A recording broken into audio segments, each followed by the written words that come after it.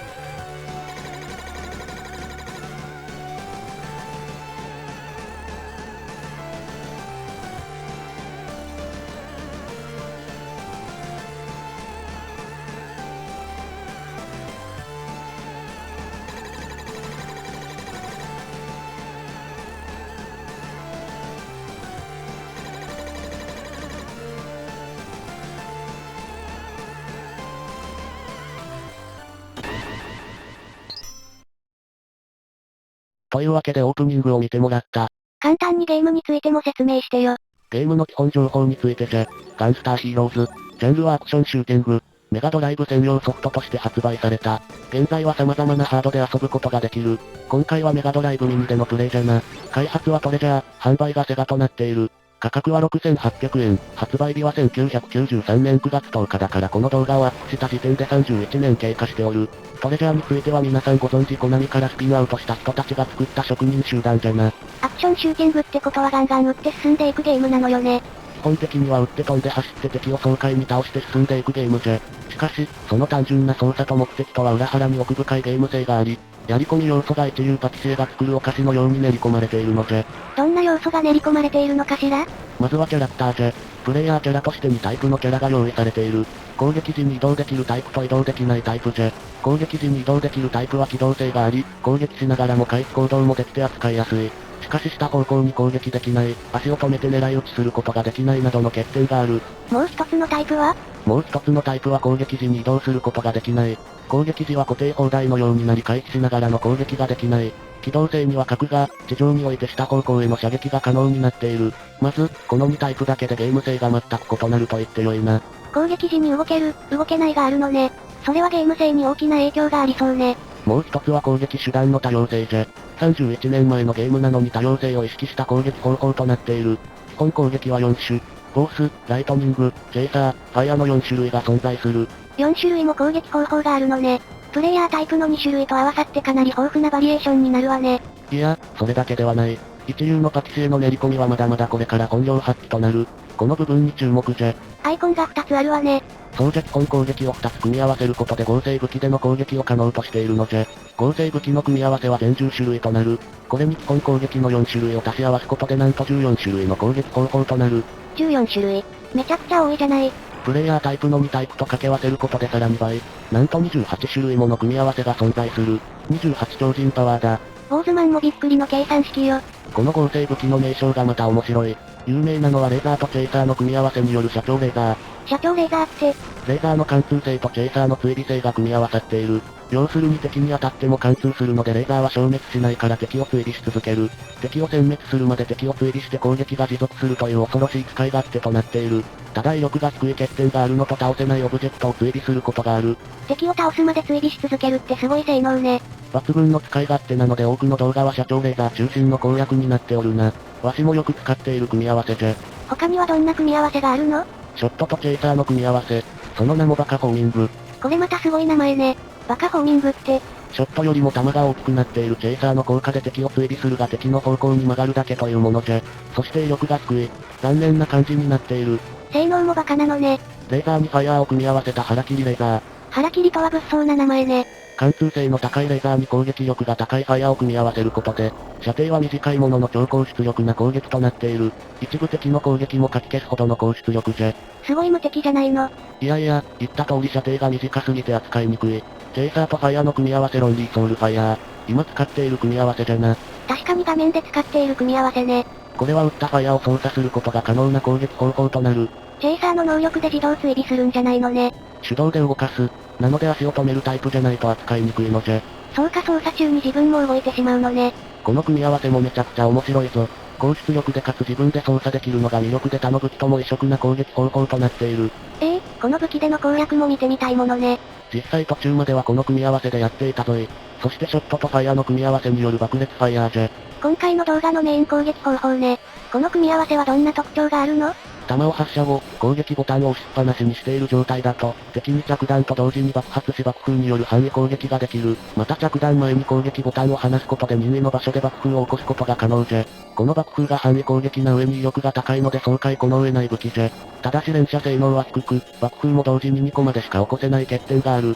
しかし、慣れてくるとこれが本当に楽しい武器なのじゃ。爆風による範囲攻撃での敵一掃って考えただけでも楽しそうね。そうなのじゃ範囲攻撃の一掃ということで雑魚敵をゴミや塵のように一斉にほふることができる。実に快感じゃ。反面、的が小さく動きの速い敵には相性が悪かったりもする。どうしても軸を合わせて攻撃をせざるを得ないので動きの速い敵、突進系の敵とは相性が悪くなる。こちらの攻撃が当てづらい敵ね。実際のプレイ動画で苦手じゃった敵は紹介していくぞい。というわけで久々のガンスターヒーローズでかつ慣れない武器ということで今回はノーマルで進行していくぞい。テンポを重視しているのでラスボス以外はうまく進んだテイクをカットして組み合わせておることをご了承願いたい。了解。それではガンスターヒーローズ爆裂ファイヤーの深淵をお楽しみください。それでは開始していくぞい。プレイヤーのタイプはフリーショット。動いて攻撃ができるタイプじゃ。初期武器はショットでいくぞい。一番最初に出てくるキャリーからファイヤーが出るのを祈祷するのじゃ。ファイヤーファイヤーファイヤー。ファイヤー。大仁田か。お、出たな。これが大仁田敦の力よ。さあここからが本番じゃ。爆裂ファイヤーは先ほども説明したように攻撃ボタンを離す、もしくは着弾すると爆発する。めちゃくちゃ画面がド派手になっているわね。もうドッカンドッカンのバッキンじゃ。とにかく爆発させまくって雑魚敵を一掃していくのじゃ。さて中ボスじゃな。アスパラみたいなのと芋虫じゃ。上の数値がボスのヒットポイント？そうじゃな。例にすれば勝ちじゃ。ヒットポイントが見えているのはいいわね。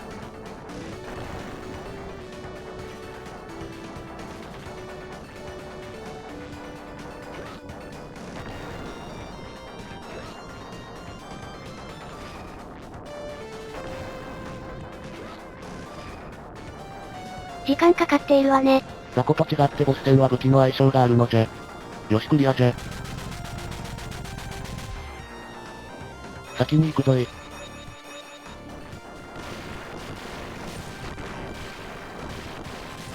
雑魚戦は爽快ね。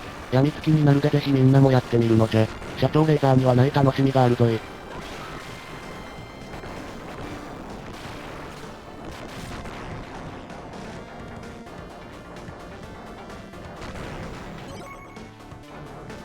ここからはピラミッドの上へと登っていく。途中の雑魚は基本無視していく。一心不乱に登っていくわね。向上心の塊のような主人公じゃ。ここで中ボスの登場じゃ。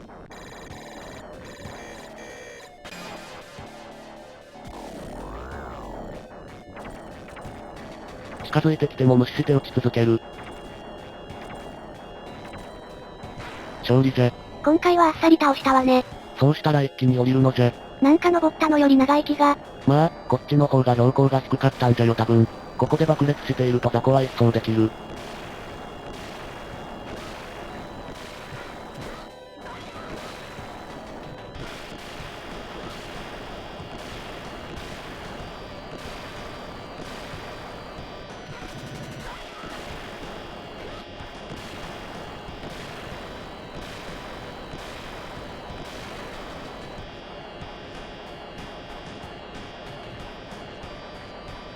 かっこよくスライディングしたらボスまで一直線じゃ。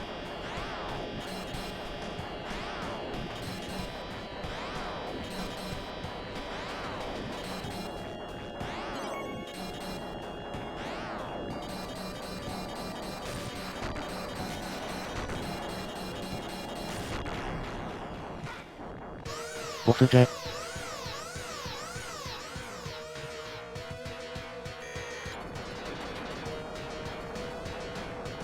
変なロボみたいなのが出てきたわね。アームが伸びてきビームを撃ってくるから避けつつコックピットを攻撃じゃ。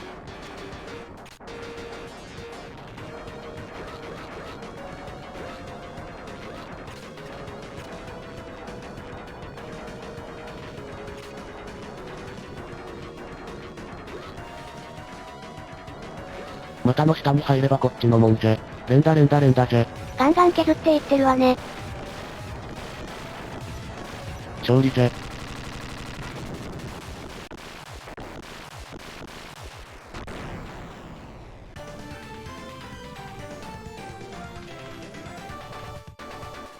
クリアの出方がかっこいいわね。演出が凝っている。石を取り返してステージクリアじゃ。さて、次は地下坑道のような場所に行くぞい。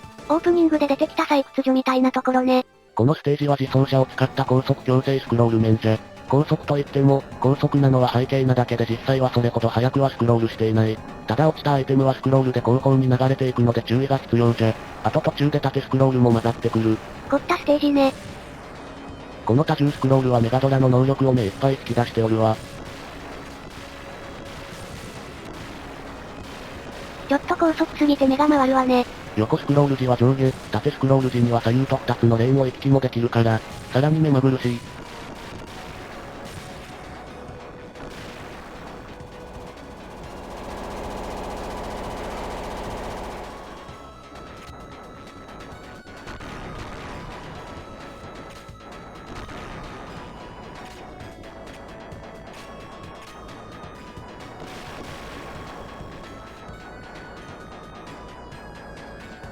縦スクロールになったわね。目まぐるしいのじゃ。今度は下から敵が出てくる。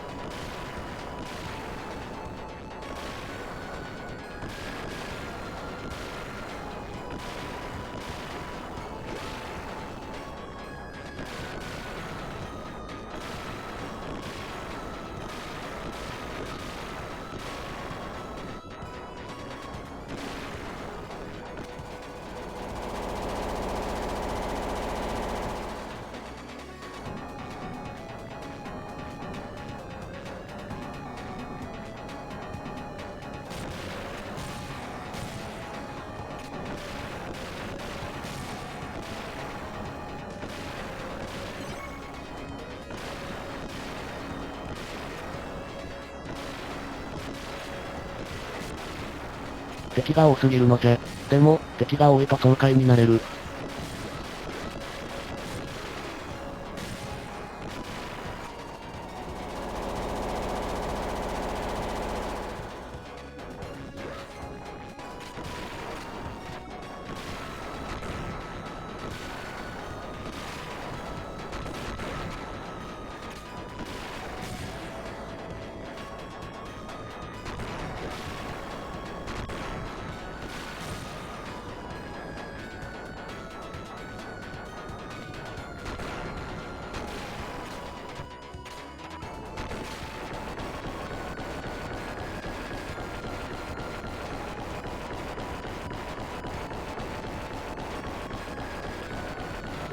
雑魚セクションは終了じゃ。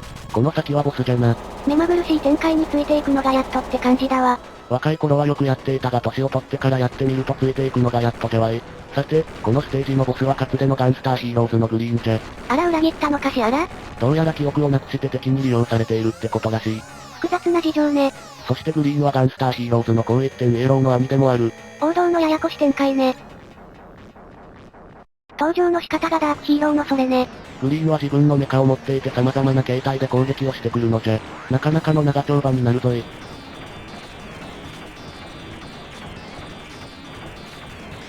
敵の攻撃を避けながら確実にこちらの攻撃も当てていく。着弾すれば爆風が削ってくれるので確実に着弾させることを優先するのじゃ。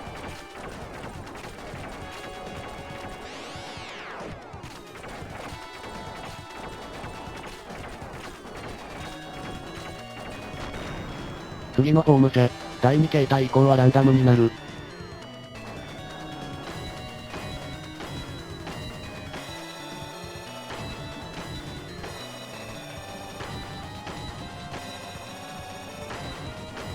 逃げ惑いながら攻撃を当てなくてはいけないわね。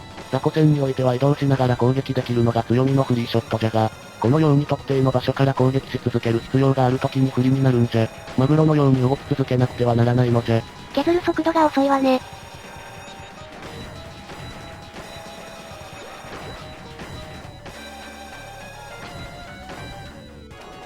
形態が変わったわね。こいつはきっとポイントが減ると攻撃パターンを変えてくる。実は移動しないで攻撃できるのでこっちの方が楽だったりする。ほんとだ。あの形態になった途端ゴリゴリ削ったわね。次はクストルのような形態じゃ。こいつは弾を避けつつ攻撃じゃな。リロードする瞬間に大きな隙が生まれるので一気に弾を叩き込む。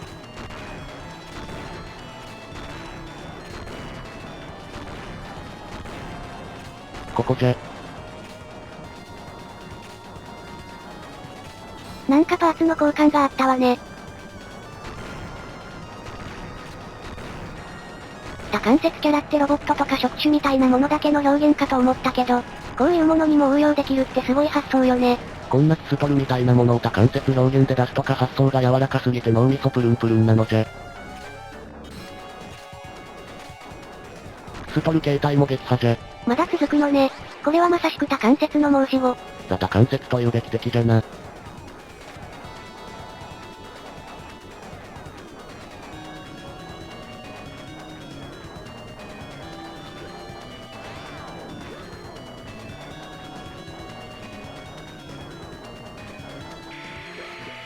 結構ライフが減ってきたわよ。危険がデンジャーなのじゃ。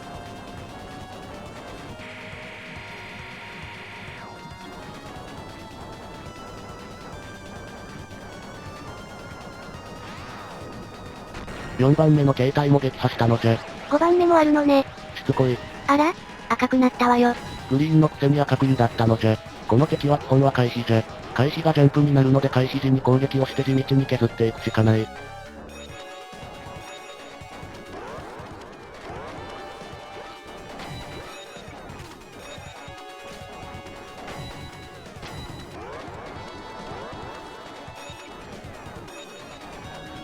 ライフが28になったわよ。ゴゴゴゴゴゴゴ。多かった。危なかったわね。ギリギリガールズじゃ。このステージは雑魚戦は爽快だったけどボス戦は忍耐勝負だったわね。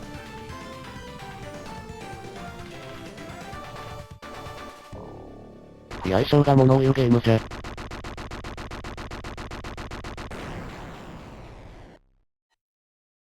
ステージ3は空中戦艦のステージじゃ。前半は縦の強制スクロール、後半は横スクロールのステージとなる。飛び立つ戦艦を追いかけるのじゃ。敵が見えないのがストレスになるステージね。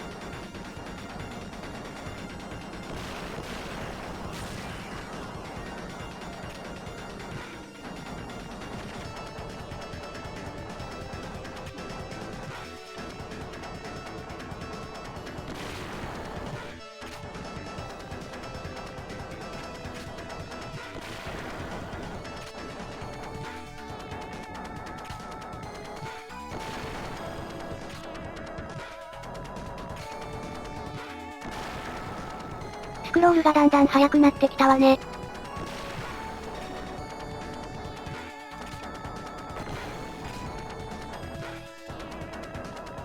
あの窓から見ているのがこのステージのボスじゃ。マッチョね。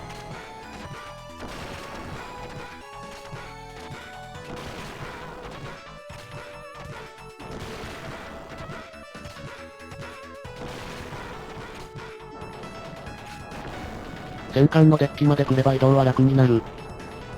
しかし、今度は空中を飛ぶ敵と爆弾の攻撃じゃ。気が休まらないわね。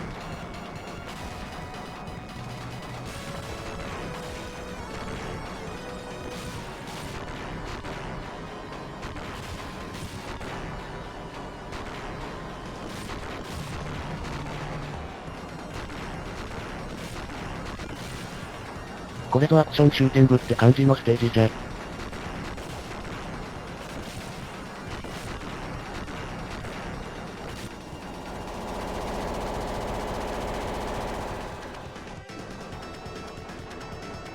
ここから横スクロールになる。後半ね。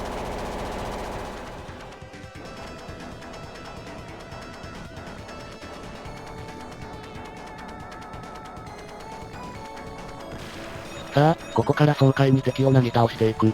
爆裂ファイヤーを楽しむのじゃ。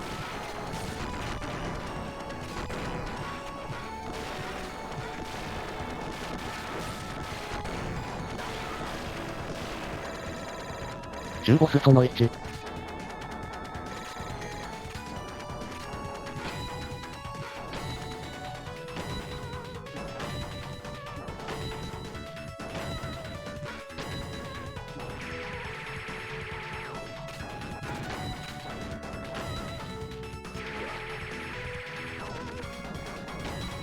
ここでこの敵のベストプラクティスを発見したのじゃ。足の上に乗ると超楽勝。あらほんと、安全に倒せたわね。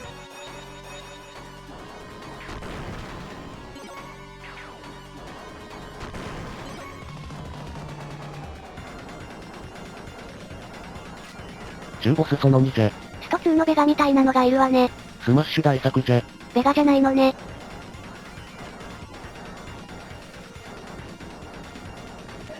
大作は体力低いわね。中ボスだからな。飛び回って爆弾を落としてくるので爆風でしっかりダメージを与えるのじゃ。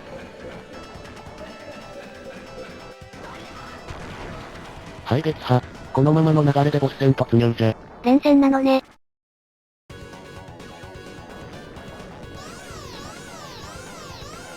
ボスの名前はオレンジ。あら、見た目と全然違う可愛らしい名前ね。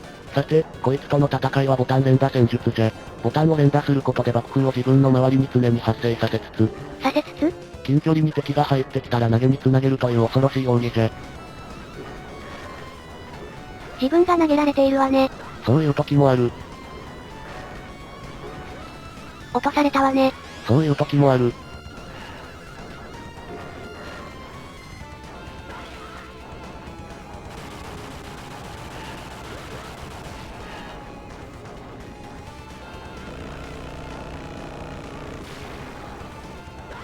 なんか投げのダメージエグいことになっていたわね。400以上一気に削ったな。爆風でひるませてからの投げ、強い。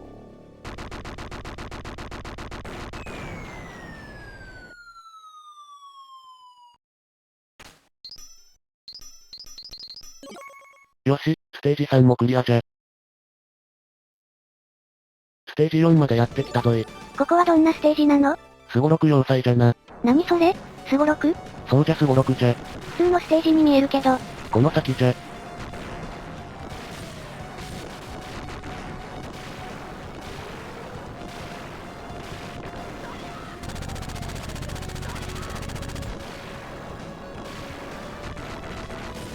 相変わらず雑魚は気持ちよく蹴散らせていくわね。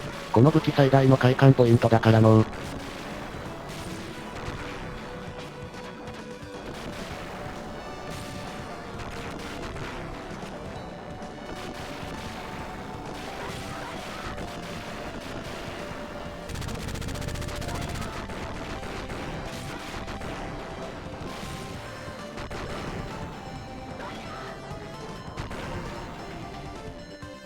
さて、この先じゃ。入り口が開いたわね。ほんとだスゴロクになっているわ。なんとも斬新なステージなのじゃ。ちゃんとサイコロを振って進んでいくぞい。止まった目で敵が出たりアイテムが出たり仕掛けがすごい。面白いわね。まずはアイテムじゃ。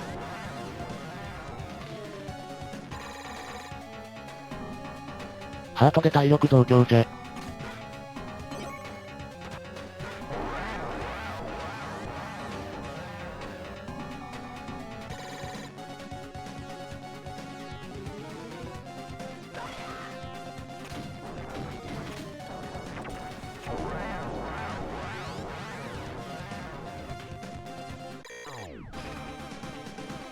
ファミコンのロットみたいな画面ね。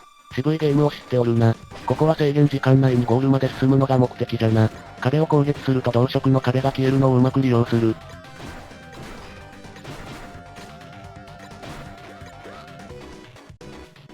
これでステージクリアじゃ。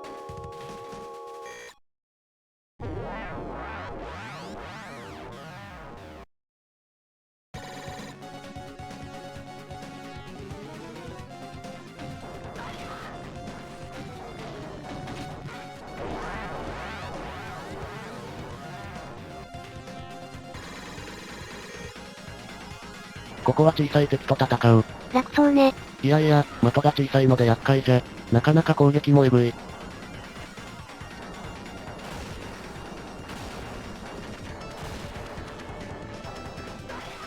出たわね連打扇。連打扇は頼れる扇じゃ。投げられたわね。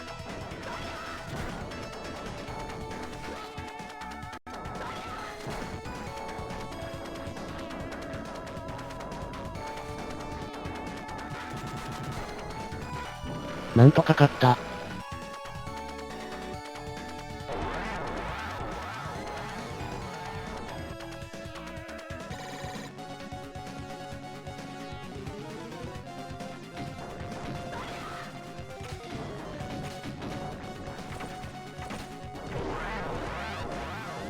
次は何かしら？丸いオブジェクトを全破壊するステージじゃな。動いている壁みたいなのに当たると痛い。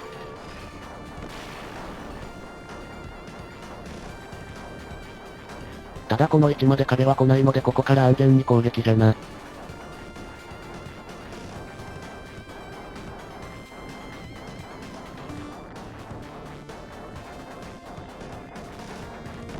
押し終了。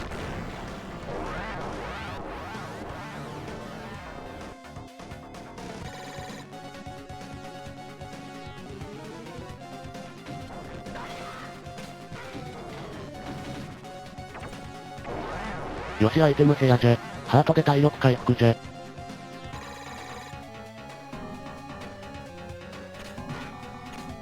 ライフ142ね。すごろく乗り切っていきましょう。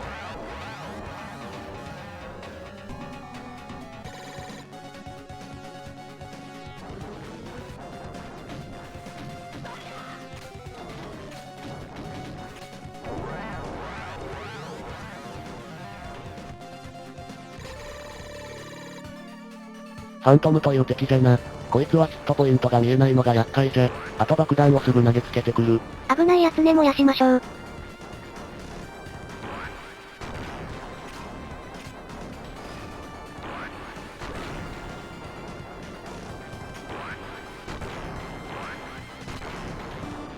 倒すとハートを落とすのじゃが、すぐ取りに行かないとステージ切り替わる。なんとか取れたわね。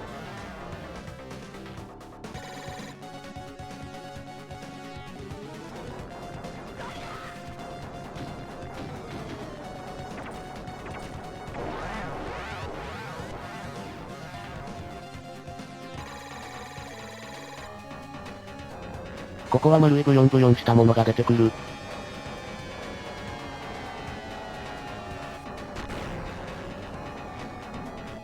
迫ってくるわね。迫ってくるのじゃ。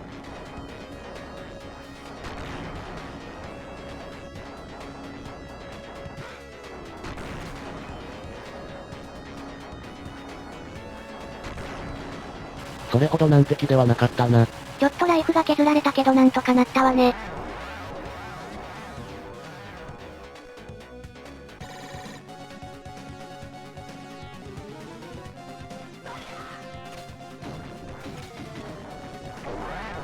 無一だとちょっとがっかりする。ここは上にある砲台を全滅させることが目的じゃ。当然砲台は攻撃をしてくるが、してくるが？レーザーだったり爆弾だったり、バリエーションに飛んでおる。しかも床を壊したりもする。厄介ね。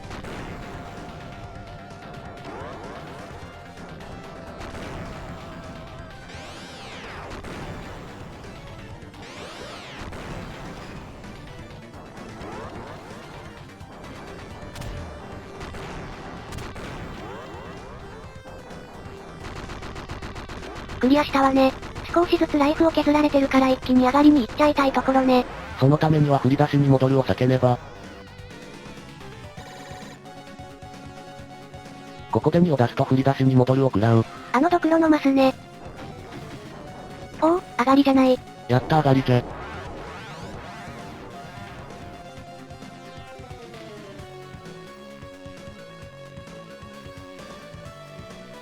ここがボス部屋じゃ。なんかカラフルな部屋ね。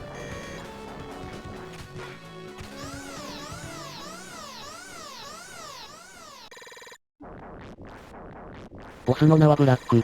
ブラックなのにカラフルな部屋なのね。もっと渋めな部屋にしなさいよ。イメージ大事じゃな。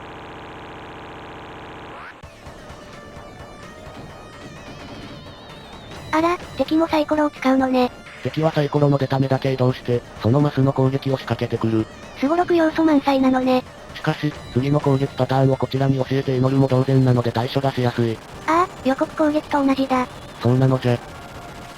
食らっているじゃないの。そういう時もある。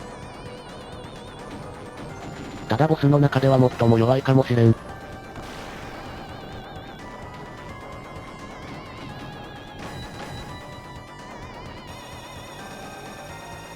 また食らったわね。これは見誤った。でも、もう余裕じゃな。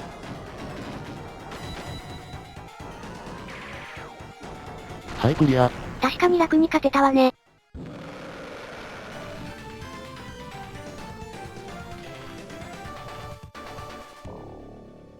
そして、湖水真似をしてくる。秘石を渡すふりをして爆弾じゃ。大小物感あふれる行動ね。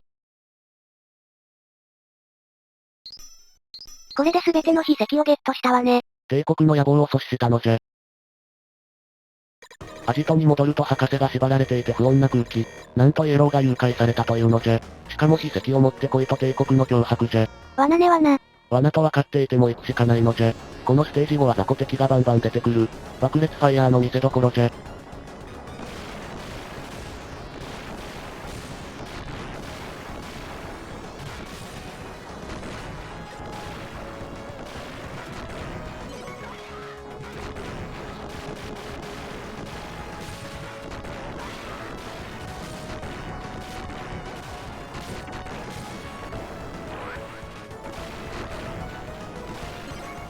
なんかもう、よくわからなくなっているわね。とにかくド派手じゃ。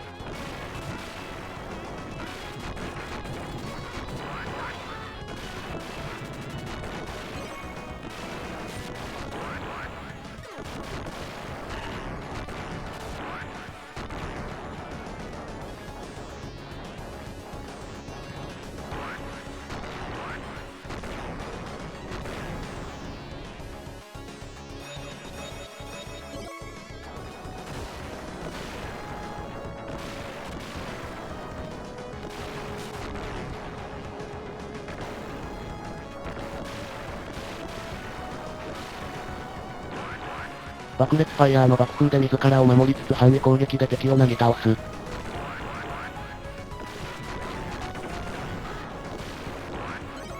適度にハートが落ちるからライフもキープできているわね。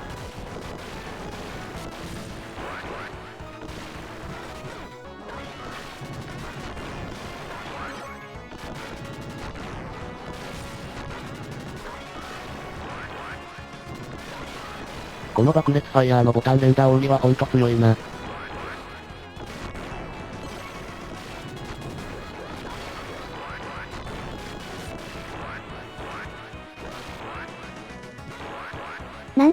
がエグいことになっているわね。収集つかんぞ。これ2人プレイじゃと処理落ちすごいことになるのじゃ。ド派手演出だものね。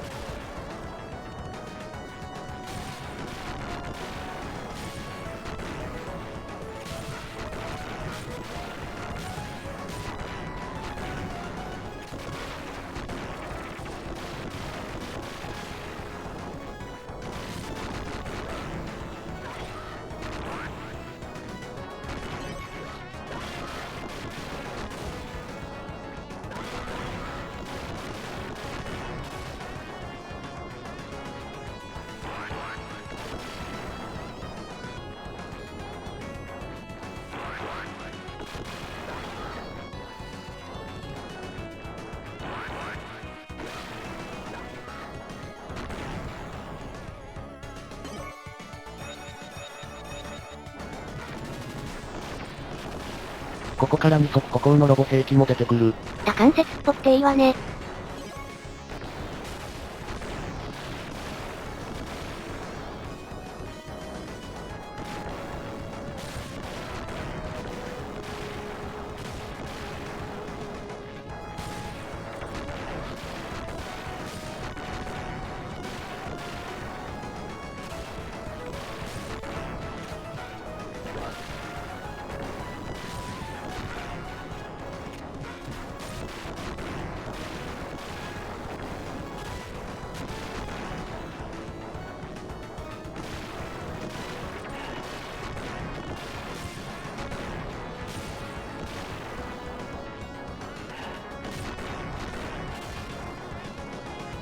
ゴリゴリ進んでいってるわね。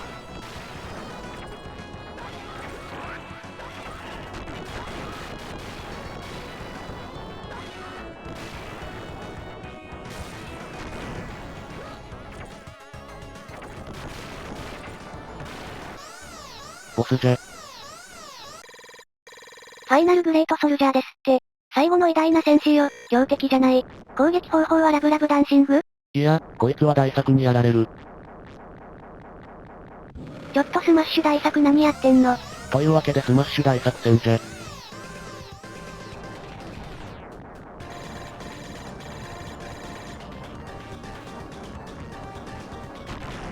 まずは前回と同じ攻撃方法じゃな。体力が増えているわね。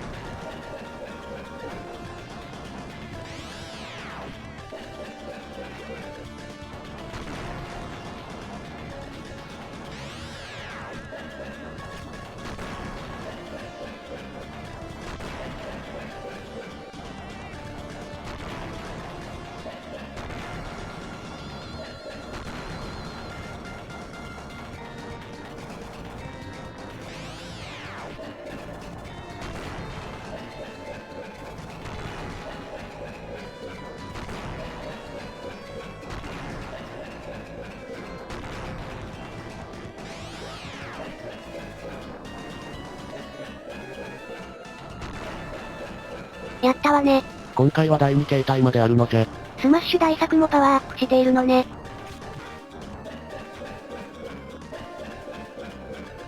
このゴムゴムのなんちゃらみたいな蹴りは避けるのが楽じゃ。はっきり言ってサービスタイムと言ってよい。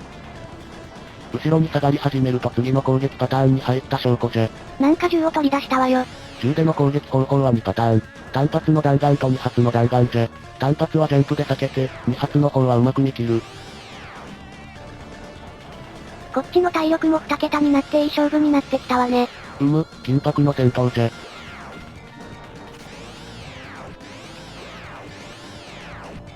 いよいよ50を切ってピンチになったわね。やばい。左上が不活化するとドキドキしてくるのじゃ。G さんがドキドキとか色々と健康がやばいわよ。心臓に負荷がかかる。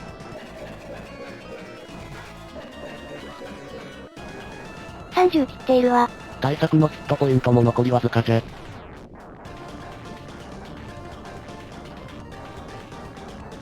クオッチューを出す前に倒したかった。避けてー。ナイスー。あまだ終わらんよ。やった。あ。危な。ライフ残っていた。相打ちになるところじゃったわい。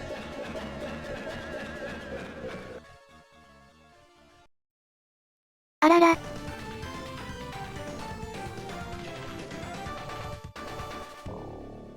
こういう展開になるのね。セリフがなくても、セリフが聞こえてくるのじゃ。こういうドット絵の表現ってやっぱり味わい深いわよね。奇跡を渡しちゃったのね。イエローと引き換えと言われたんじゃろうな。そんな素直に返してくれるわけないじゃない。大作の小物っぷりが。あ、なんか来た。ステージ1の原住民じゃ。なんと救出に来てくれたのじゃ。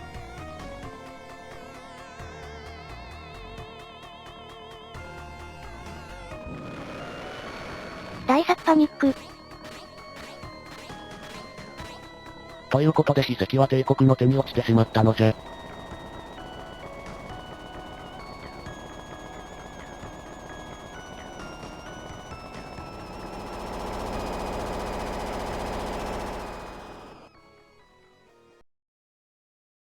いよいよステージ6じゃ。ステージ6は一転して純粋なシューティングになっておる。すごい本当に盛りだくさんのゲームね。あらやだ。思っていたのと時期のイメージが違う。どんなのをイメージしとったんじゃ。もっとこうスタイリッシュな感じの時期をイメージしてたわ。グラディウスみたいな。こういうのもリアルでいいじゃろ。ちなみにシューティングステージの武器もこれまでの武器が引き継がれる。なので爆裂ファイヤーじゃ。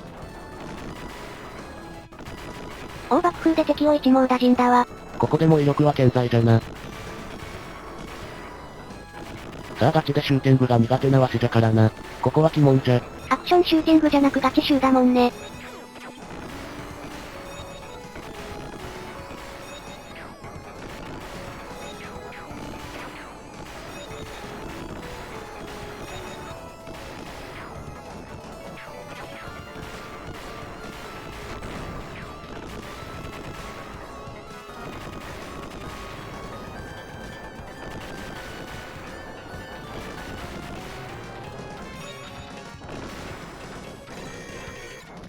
中ボスみたいなのが出てきた。こいつは倒すまでの時間をかければかけるほどボーナスが増える。でも瞬殺じゃ。タイムボーナス106点。少な。ブラック企業のボーナス並みに少ないわ。出るだけマシじゃな。さて、ここから難易度が爆上げする。ここをどれだけライフをキープして抜けられるか。機動力が試される。腕じゃないのね。機動力なのね。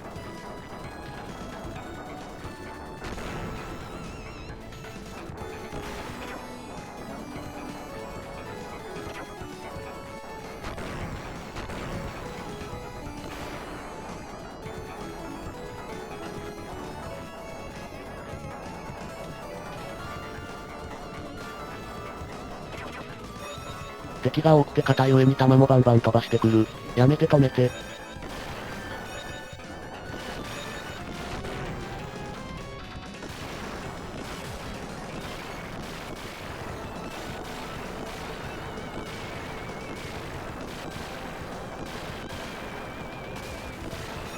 オーライフ3桁キープでレーザーセクションに来たぞ。いい感じだわね。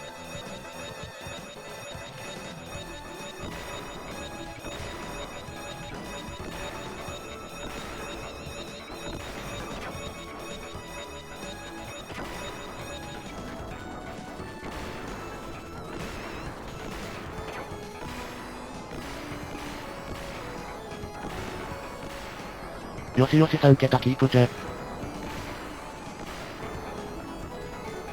ライフも回復できたわね。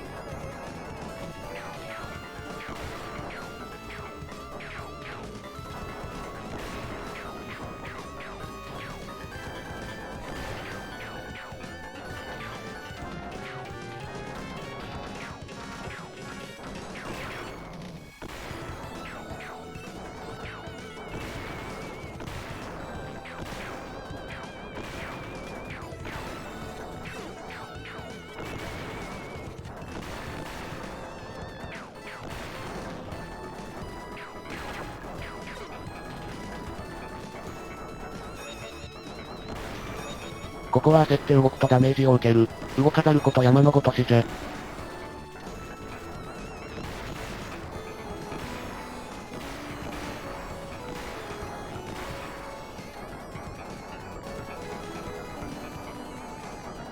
よしよしいい感じじゃ。思ったより長いステージね。結構しっかりシューティングやらせてくるわ。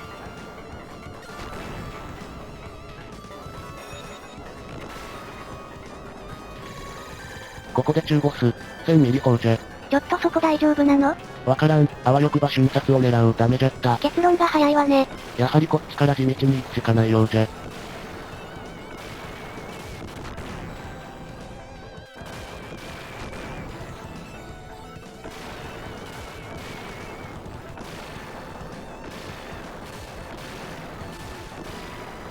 なんとか3桁をキープしておきたい。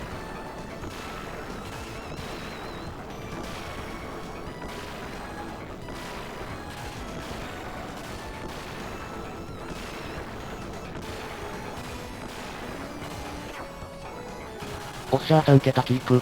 ギリギリ3桁ね。この先もまだ激しい攻撃を受け続ける。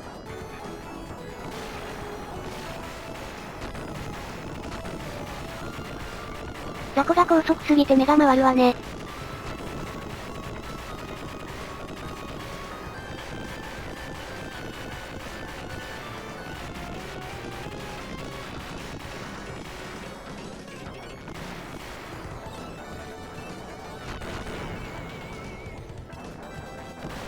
オーハート。これは助かるわね。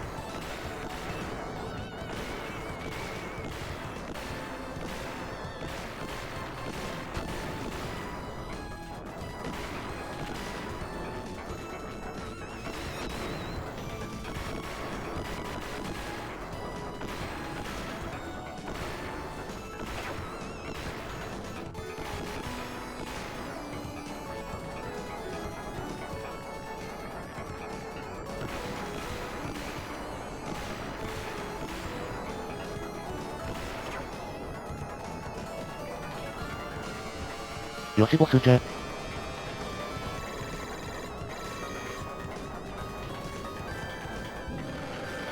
これはグリーンね。そうじゃ、ステージ2のボスじゃな。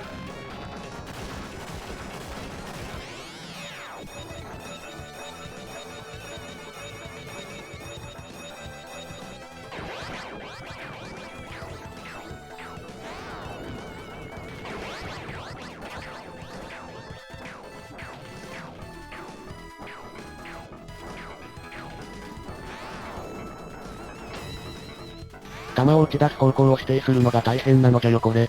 ああ、弾の発射方向も操作するのね。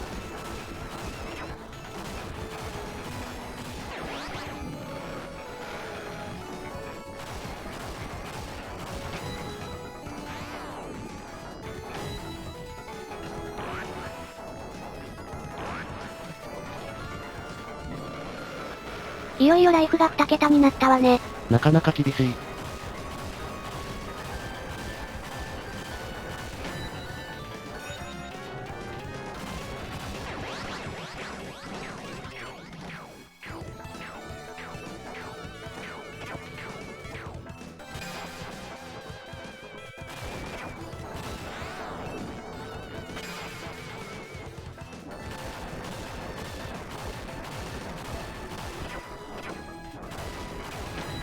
50代になってしもうた。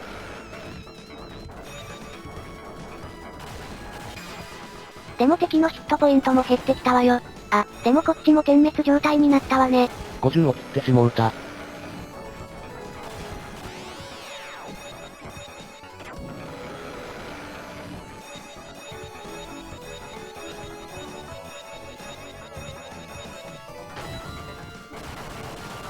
なんとか倒したわい。これでクリアかしら。あ、まだ続くのね。ライフが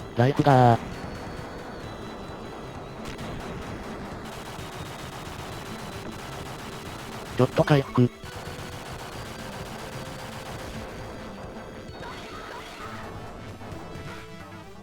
ここがこのステージの本当のボスじゃ。厳しいわね。ライフが少ない。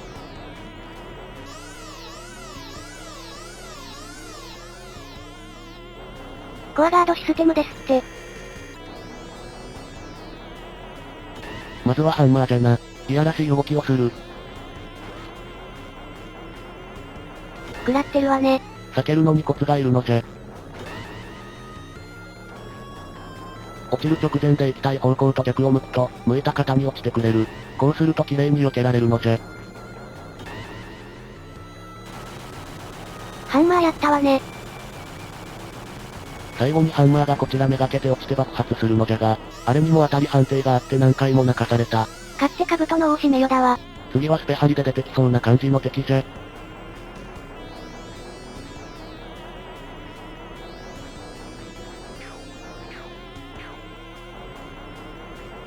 こいつは比較的楽じゃ。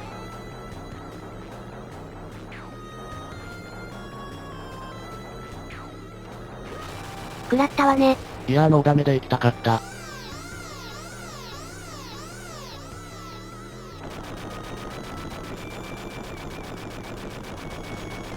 爆発に巻き込まれないように避けていく。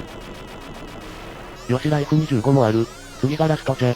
こいつが一番楽じゃ。楽勝じゃ。あらフラグ立てて大丈夫？そんなフラグへしおるわい。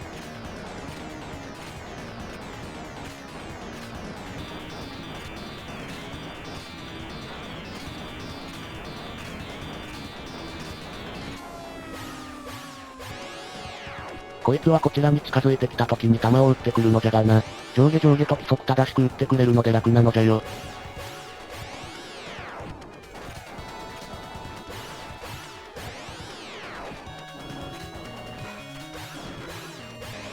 難点はこちらもジャンプしないと攻撃がヒットしない点じゃな。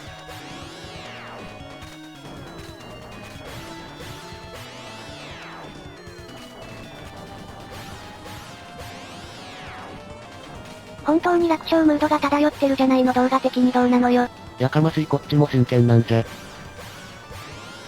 あ、食らった。いいわよそれでこそじいさんよ。残り18とか緊迫するわ。おっしゃ。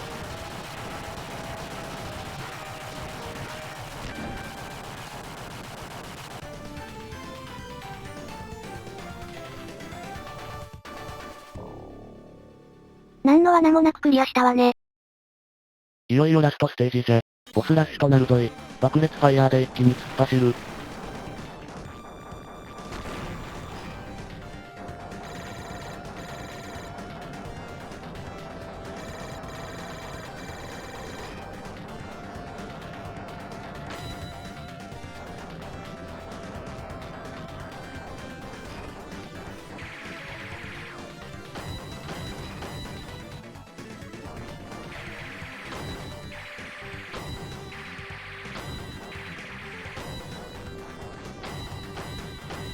しゃがまないと攻撃避けれないからしゃがんでおるんじゃが、しゃがむとこっちの攻撃が当たらないのじゃ。だから爆風でダメージ与えているのね。着弾させずに攻撃ボタンを離して爆風を起こしておるのじゃ。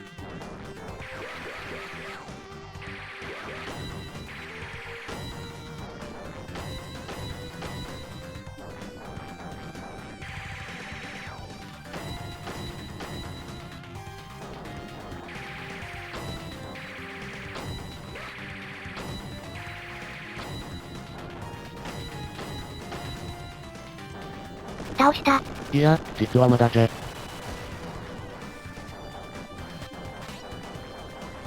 しつこいわね。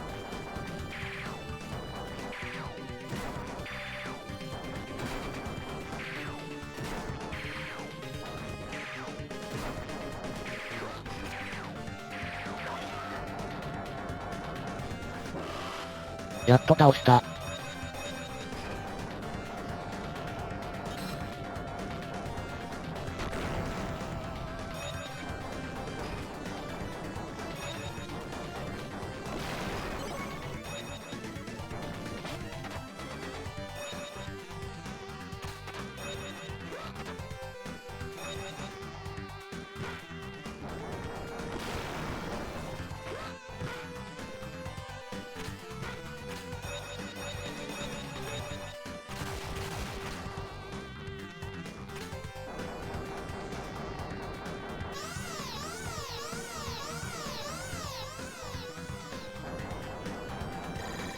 この敵は相性抜群じゃ。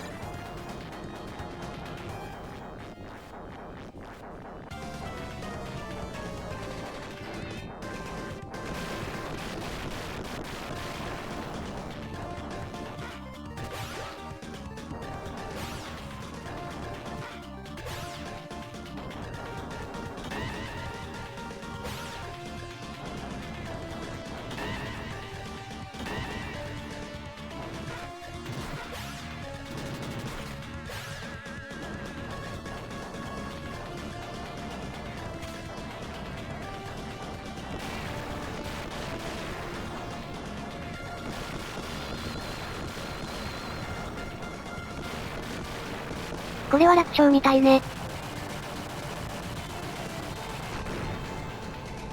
さて問題はこの次、グリーンが出てくるのじゃが、相性最悪と言ってよい。めちゃくちゃ苦労した。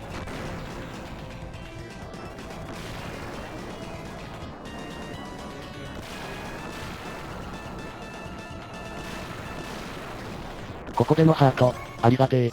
染み渡るのう。体力は十分あるわね。さあ、この相性最悪な戦いを見てくれ。基本的に逃げ回る。そして爆風でちょっとずつ削る。横位置が同じ時の突進は爆裂ファイヤーで止められないので基本同じ高さにいられないのじゃ。あら横位置が違うと攻撃当てにくくなるわよね。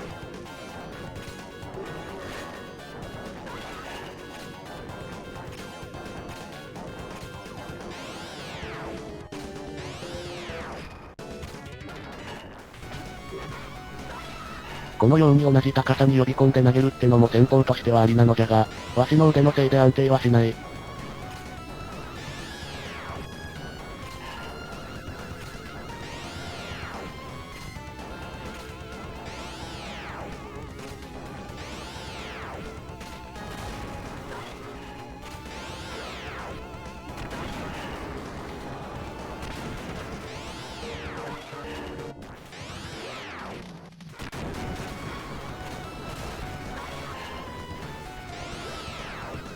後で分かったんじゃが体当たりのダメージは大きくない。レーザーとか爆風みたいなのが激痛じゃな。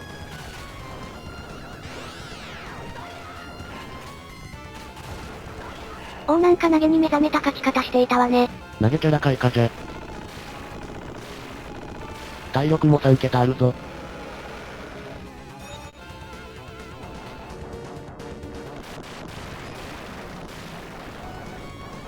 再びハート。ありがてえありがてえ。優しさが身に染みるわね。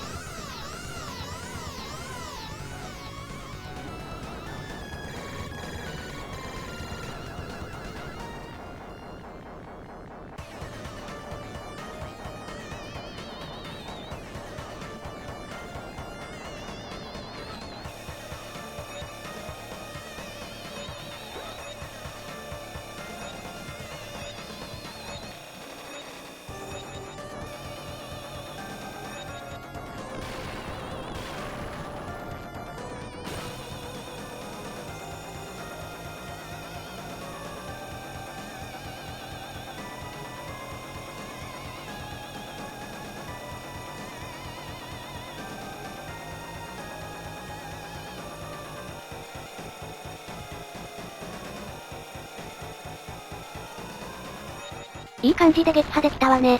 最後はグリーンじゃ。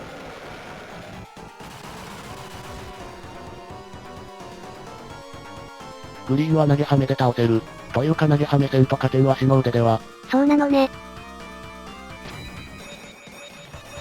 さあ、この横にグリーンが待っておる。ハートはない優しくないのじゃ。身に染みないわね。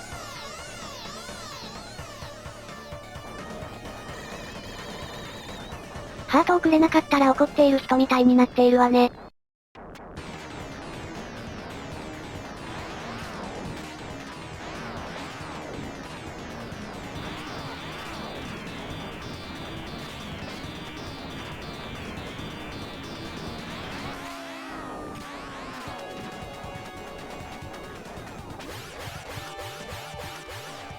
投げはめショーの始まりじゃ。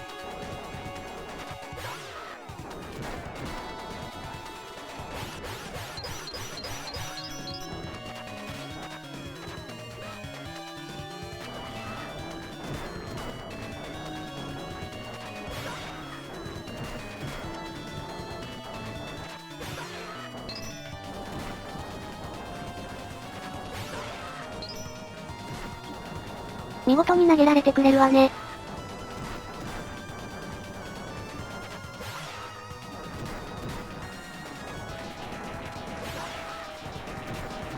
投げは240もダメージ入る。結構でかいな。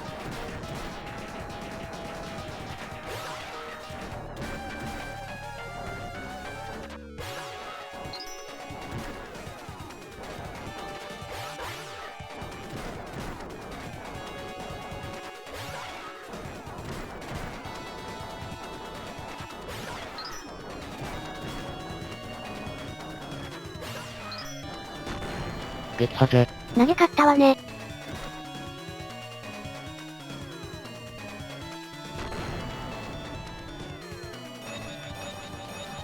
この扉をくぐると、ここに出てくる。なんとも憎い演出ね。いよいよ帝国の親玉を追い詰めたのじゃ。あ、秘跡が、何かするつもりじゃな。盛大に焼かれているわね。爆裂ファイヤーよりも焼かれておるな。何が起きているのじゃ。秘跡が暴走している？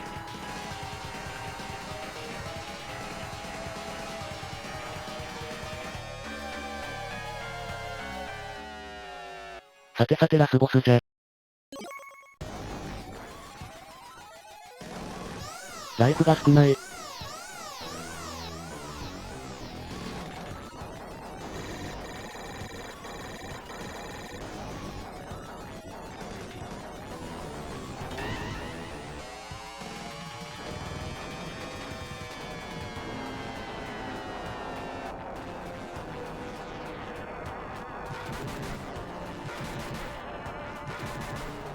基本は秘跡を攻撃なのじゃが、この手前にいる奴が邪魔するので牽制しながら倒す。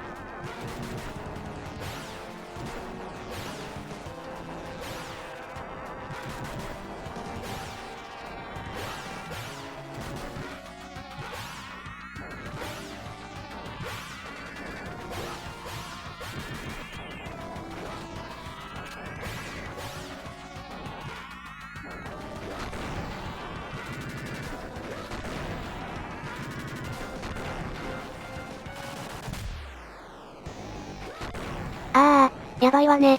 やばい。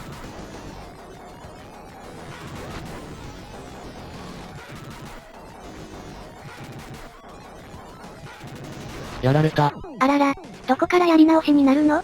ラスボス戦はラスボスのところからじゃな。ライフは220とフルでコンティニュー可能じゃ。さらにハートもあるのでライフ240でラスボス戦じゃ。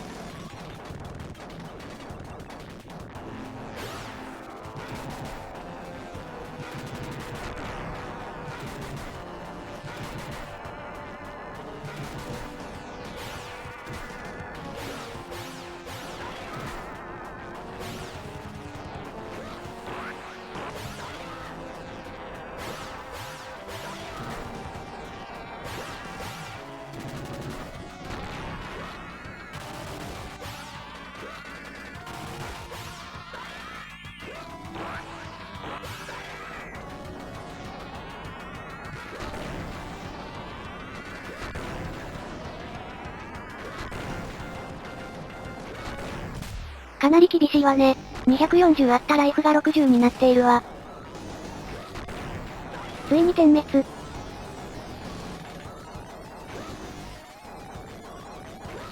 ああ、またやられた。3度目の正直じゃ。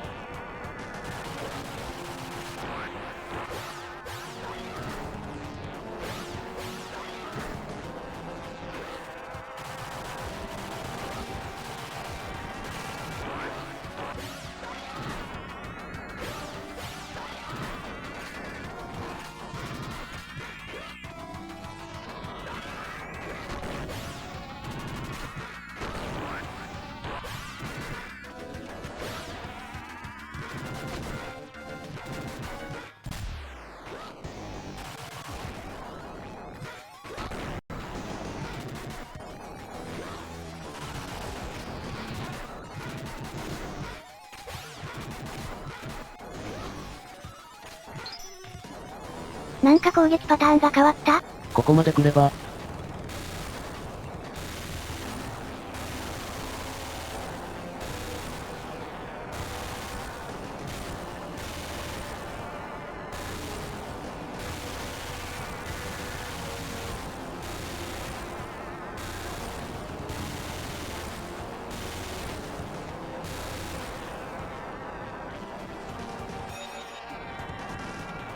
押した押した。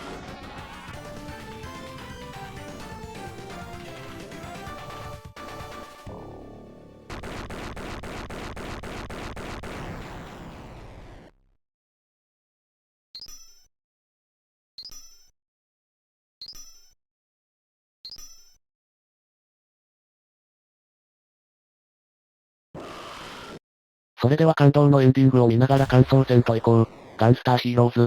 さすが技術集団トレジャーと言われるだけあってメガドラの性能を存分に引き出したゲームとなっておったわ。ゲームとしてもテンポよし爽快感よしやり込み度よしといいことずくめじゃな。プレイヤーのタイプと武器によってガラリと変わるゲーム性。一粒で何度も美味しいゲームじゃ。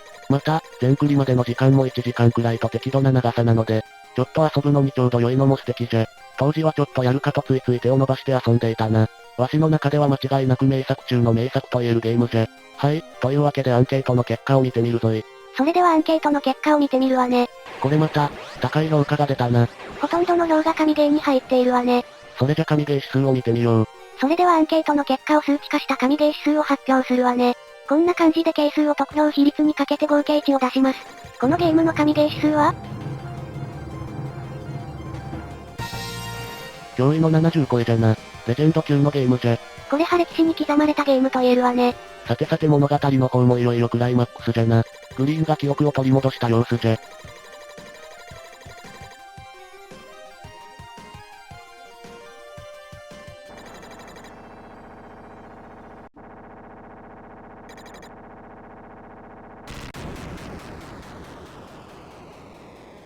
とグリーンが身を挺して最後はみんなを守ったのじゃ。それでは最後にコメントを紹介していくぞい。皆さんコメントいつもありがとうございます。アンケートに寄せられたコメントを紹介していくわ。藤田清人さんのコメントです。アクションシューティングと聞いて、どちらかといえばにさせていただきました。ソフトは全く知りません。ぜひ、この動画で名前だけでも覚えていってください。鈴木勲さんのコメントです。そこまでやり込んではいないので、どちらかといえばにした。やり込まなくてもわかる面白さですよね。小麦コングさんのコメントです。メガドラ最高のゲームの一つまごうことなき神ゲー。最高のゲームとして必ず名前が上がるゲームですよね。ほんとすんごいゲームです。あずきさんのコメントです。これが遊びたくて、メガドラに本体ごと買いました社長レーザーというネーミングセンスが好きすぎる。ネーミングセンス本当に爆発していますよね。腹切りレーザーとかも良い名前。匿名希望さんのコメントです。ズバババズドバーンドヤードヤーズバーンドドンゴーオットバーンというゲーム。技術の高さはもちろんだが、ゲーム性も武器の多彩さ、ボスの多彩さ。雑魚分け散らしボスとはしっかり対峙と根幹も素晴らしい。今でもアクションゲームとしては最高峰の一つではなかろうか。まさしくおっしゃる通り、爽快感の中にボス戦ではしっかりとした攻略が要求される。めちゃくちゃレベルの高いゲーム性ですよね。現代でも十分楽しいです。スユートさんのコメントです。武器の組み合わせがたくさんあって、面倒、もとい良かったです。でも敵によってはスライディングや体当たりが有効で面白かったです。一面のボスがナディアのグランディス一味に似てると思ったのは内緒。武器全種でやり込んだ人はおるのでしょうか？腹切りレーザーのみでクリアとか、武器だけじゃなくスライディングや投げも活用しないとクリア難しいですよね。ちぐさアンダーソンさんのコメントです。ぬるぬる動く多関節キャラ、疑似ポリゴン、ソリッドなサウンド等々、メガドラの性能を超越した技術に目を奪われがちですが、このゲームの魅力は、エドワード・ランディやらタイムボカン等の愛のあるリスペクトやパロディ。本当に作りたいものを作りました感が伝わってきます。トレジャースタックのフルスコナミも、これに触発されて、コントラザハードコアを開発したのも有名な話ですね。とにかく常に見本の指に入るくらい好きなゲームです。好きなものを作りたくてコナミから独立しただけあって、本当に好きなものを作ったって感じのゲームですよね。いきなりこんなすごいゲームをリリースしてトレジャーの名前を世間に刻みましたよね。金ギツネさんのコメントです。当時あまり情報がなくて、エリソルを遊んで感動した後に同じメーカーだと聞いて買いました。グランディス一味みたいなのがいたり、色ばかりの名前の中に唐突にスマッシュ大作が出てきたり、合成攻撃の名前がやっつけ仕事だったりと、色々楽しませてくれるゲームでしたね。エイリアンソルジャー、激ムズゲームですな。トレジャーは本当に質の高いゲームばかり出しております。スマッシュ大作、色関係ないですね。すっとこどっこいエロカパディアマシカネイダメニンジェンさんのコメントです。メガドラといえば、ランドストーカー皇帝の財宝、闘技王キングコロッサスは外せない後を問われてますが、ストニダッシュと、画廊伝説も楽しかったです。ランドストーカーは名作ですな。闘技王は遊んだことないですが名作なんですね。ランドストーカーもそのうちやりたい。ホーリーバードラキスさんのコメントです。懐かしいちょっとだけ当時遊んだことありますと言っても私は二人同時プレイのお付き合いでしたけれど撃つ弾の属性の組み合わせを変えることで攻略の難易度が変わるんですよね。あとスト2のベガ様みたいなボスがいたような。うろ覚えです。メガドラはいいゲーム多かったベアナックルとか2人同時プレイ付き合ったっけんですけど、純正コントローラーがなんだか扱いづらかった記憶です。サターンのガーディアンヒーローズは同じスタッフが作ったのかしら？色々似てる？このあたりよく知らないのでごめんなさい。今思うとどちらも神ゲー。サターンのガーディアンヒーローズもトレジャー作品ですね。